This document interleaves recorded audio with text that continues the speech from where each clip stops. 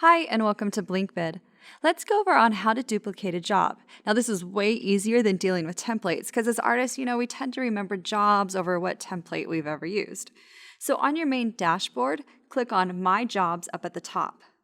Now, an easy way to keep track of a job that you do often is by marking it as a favorite. You can do so by clicking on a job that you do often and highlight the star by the job title like you see here, so make sure it's in yellow.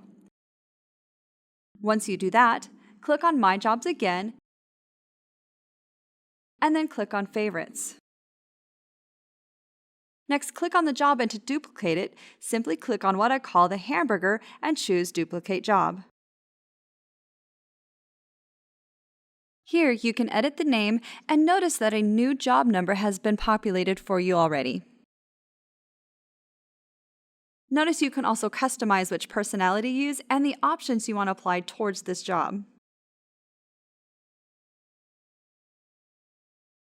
Keep in mind that the contact you assign must already be added to your contacts. Once all the choices are made, go ahead and click Duplicate.